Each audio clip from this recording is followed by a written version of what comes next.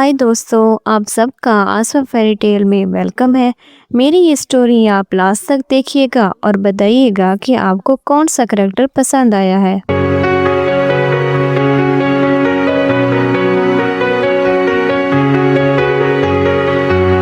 ये है ज़िव्यार शाह, जो कोहे गुलिस्तान सल्तनत का बादशाह था। उसकी एक 5 साल की बेटी थी, शहजादी महनूर। शहजादी की माँ मलिका ज़लीखा अब इस दुनिया में नहीं थी,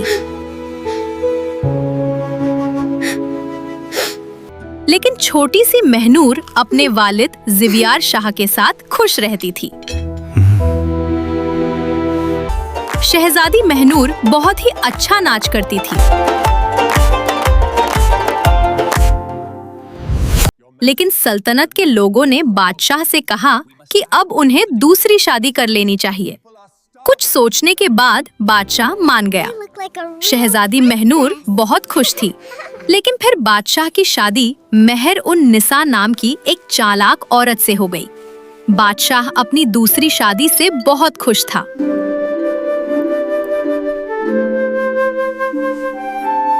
शुरू में मेहर उन निसा महनूर के साथ बहुत अच्छी थी, लेकिन धीरे धीरे उसने अपना असली रूप दिखाना शुरू कर दिया। एक दिन वो बादशाह ज़िव्यार शाह से बोली, मैं चाहती हूँ कि शहजादी महनूर को किसी ऐसी जगह भेजा जाए जहाँ उनकी बेहतरीन तरबियत हो सके। बादशाह कुछ देर तक सोचता रहा, फिर उसने हाँ कर दी। बादशाह को ये नहीं पता था कि असल में मलिका मेहर उन निसा महनूर को यतीम खाने भेज रही थी, और इस तरह 5 साल की मासूम बच्ची को अपने वालिद से दूर यतीम खाने भेज दिया गया। महनूर बहुत डरी हुई थी, उसके लिए ये सब बिल्कुल आसान नहीं था।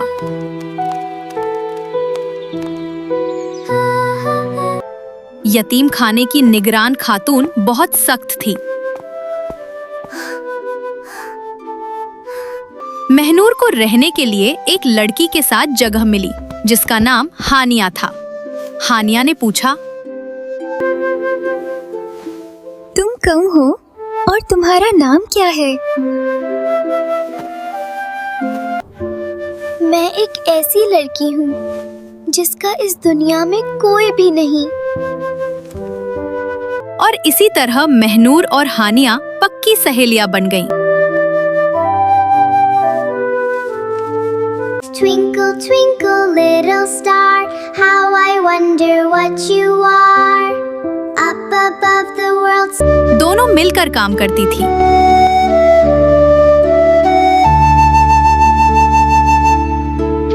इस यतीम खाने के साथ जानवरों का एक बाड़ा भी था, जिसमें बतखे, हंस और हाथी भी थे। उन सब की देखभाल एक लड़का करता था, जिसका नाम जोहन था। जोहन उम्र में छोटा था, लेकिन बहुत मेहनती लड़का था। शुरू में महनूर को सब कुछ मुश्किल लगता था, लेकिन हानिया और जोहन की मदद से उसने सब सीख लिया। तीनों बहुत अच्छे दोस्त बन गए। जोहन बहुत ही अच्छा साज बजाता था, और उसके साज पर महनूर बहुत सुंदर नाच करती थी। फिर एक दिन करीब की सल्तनत के बादशाह अरहान खान और मलिका अमना, जिनकी कोई औलाद नहीं थी, यतीम खाने आए। उन्होंने निगरान खातून से कहा, हमें कोई ऐसा बच्चा चाहिए जो मुस्तकबिल में इस सल्तनत का निगहबान बन सके। निगरान खातून ने कुछ देर सोचा, फिर जोहन को बुलाया और उसे बादशाह अरहान खान और मलिका अमना के हवाले कर दिया। जोहन ने पहली बार किसी को अपने वालिद और वालिदा के रूप में देखा। रुखसत होने से पहले उसने महनूर और हानिया को आखिरी बार अलविदा कहा। अब महनूर और हानिया इस सफर में अकेली रह गईं, और इस तरह कुछ साल गुजर गए। महनूर और हानिया अब बहुत बड़ी हो गई थीं। 2 सच्ची सहेलियां जो मिलकर काम करती थी।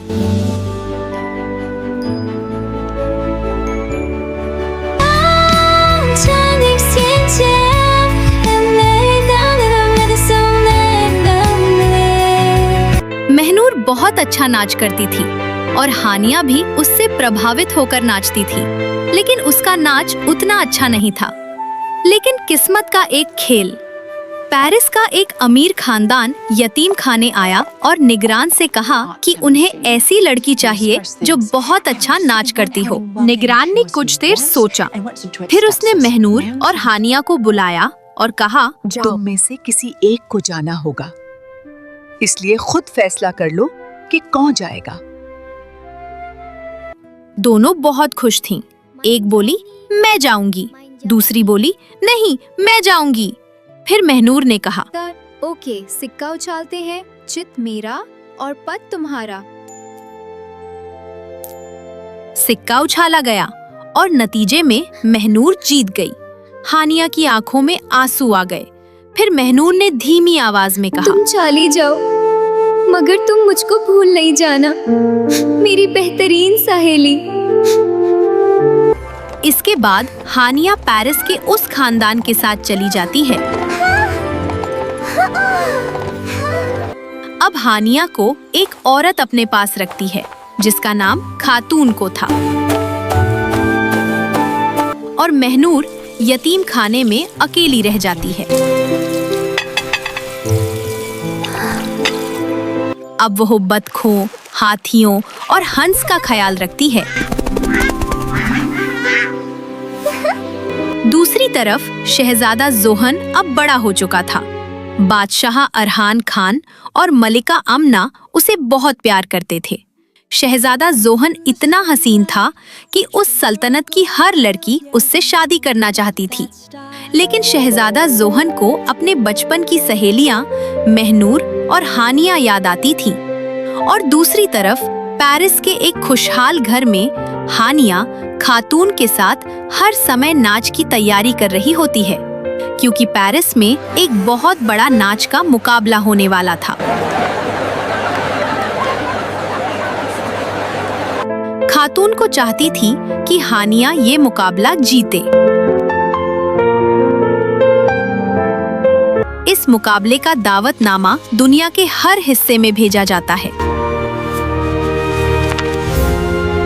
और जब ये दावतनामा यतीम खाने में पहुंचता है तो महनूर बहुत खुश हो जाती है। वो निगरान से इल्तिजा करती है कि उसे भी जाने दिया जाए। निगरान साहिबा, क्या मुझे भी पेरिस के डांस मुकाबले में जाने की इजाजत मिल सकती है? निगरान कहती है, मेरी 3 आजमाइशें हैं, अगर तुम उन्हें पूरा कर गई तो मैं तुम्हें जने दूंगी। पहली आजमाइश ये थी कि रात के समय तेज बारिश में महनूर को एक टांग पर खड़े होकर हाथ में मटका उठाकर खड़ा रहना होगा। महनूर इस चुनौती को टाल नहीं सकी। उसने मटका उठाया और एक टांग पर खड़ी हो गई। रात भर बहुत तेज बारिश होती रही। ठंडी हवा चल रही थी। महनूर पूरी तरह भीग चुकी थी। उसके कपड़े पानी से लथपथ हो गए थे, लेकिन उसने हिम्मत नहीं हारी। सुबह होते ही यतीम खाने की निगरान और बाकी लड़कियां जब महनूर को देखती हैं तो हैरान रह जाती हैं। अब दूसरी आजमाइश ये थी कि वो यतीम खाने के पास वाले बाजार में बिना रुके तेज तेज नाचेगी। बाजार के सभी लोग हैरान थे, क्योंकि उसका नाच बहुत सुंदर था। उसके दोस्त बतखें, हंस और हाथी उसे देखकर बहुत खुश थे।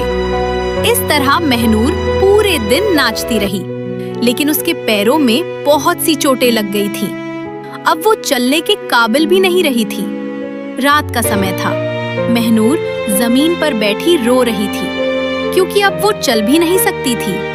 तभी उसके दोस्त हंस, बतखें और हाथी उसके पास आते हैं और कहते हैं, दोस्त, परेशान मत हो, हम तुम्हारी मदद करेंगे। फिर हंस अपने पंखों से उसके लिए एक खूबसूरत लिबास बनाते हैं, और बतखें उसके लिए बहुत नरम जूते तैयार करती हैं। सुबह होते ही तीसरी आजमाइश सामने आती है। निगरान कहती है, तुम पेरिस जाओगी, लेकिन पहाड़ों के रास्ते और पैदल। यही तुम्हारी तीसरी आजमाइश है। महनूर हंसों का बनाया हुआ लिबास पहनती है और बतखों के नरम जूते भी पहन लेती है। लेकिन फिर भी वो परेशान थी कि वो पहाड़ों के रास्ते पैदल कैसे जाएगी। तभी उसका दोस्त हाथी कहता है, तुम मेरे ऊपर बैठ जाओ, मैं तेज नहीं चल सकूंगा, लेकिन कोशिश जरूर करूंगा। महनूर हाथी पर सवार हो जाती है।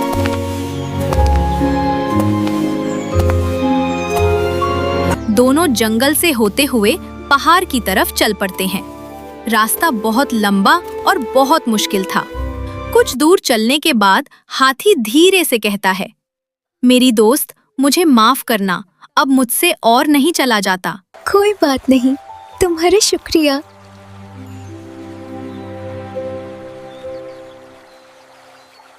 फिर वो खुद पैदल चलना शुरू कर देती है।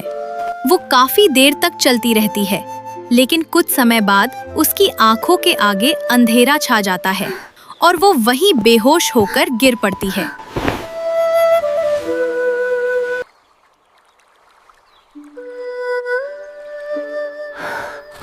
शहजादा जोहन उसे देखता है। वो देखता है कि उसके पास एक डिब्बा पड़ा है जिसमें एक छोटी लड़की नाच रही है। ये देखकर जोहन को याद आता है कि उसकी दोस्त महनूर के पास भी ऐसा ही डिब्बा था। अब उसे समझ में आ जाता है कि यही उसकी वही पुरानी दोस्त है। वो तुरंत महनूर को उठाता है और अपने घोड़े पर बैठाकर पेरिस की तरफ निकल पड़ता है।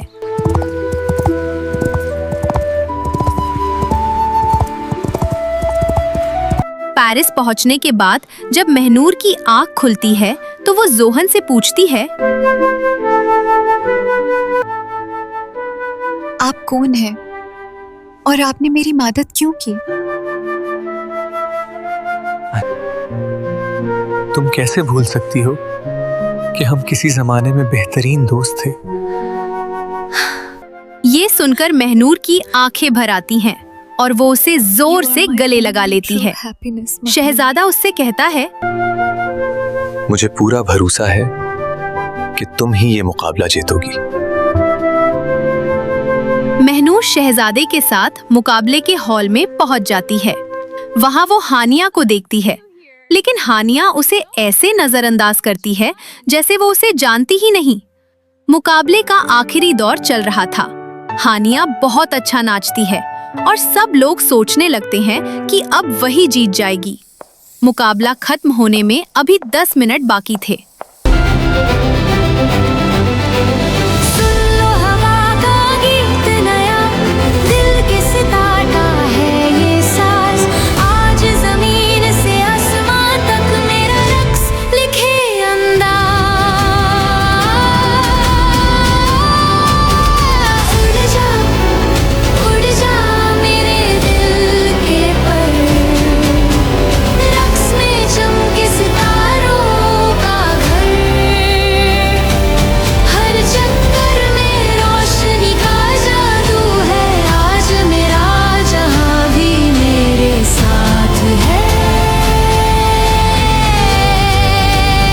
महनूर बहुत ही सुंदर और दिल छू लेने वाला नाच करती है।